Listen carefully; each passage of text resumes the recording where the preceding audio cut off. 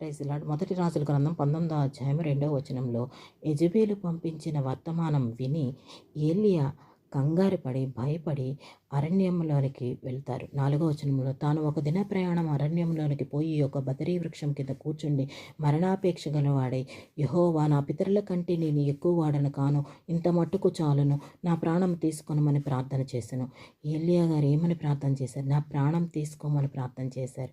ఆయనకి ఏం అపేక్ష కలిగింది? మరణాపేక్ష. దేవుడు మనందరి ప్రార్థనలు వింటారు, కానీ ఆ ప్రార్థనలకు జవాబు ఇవ్వట్లేదు అని అంటాము. అది ఏది అవసరమో దేవుడికి తెలుసు. అది మనకి అవసరమైతేనే, అది మనకు మంచి అయితేనే దేవుడు ఇస్తారు, లేకపోతే ఎవరు. మనలందరినీ కాసే కాపరి ఆయన. ఆయనకి నీతి న్యాయములన్నీ తెలుసు. ఆయన సైన్యములకు అధిపతి. ఆయన చెప్పిందే జరుగుతుంది. 7వ వచనం, నీ శక్తికి మించిన ప్రయాణం నీకు సిద్ధమైనది, నీవు లేచి భోజనం చేయమని చెప్పినప్పుడు అతడు లేచి భోజనం చేసి ఆ భోజనం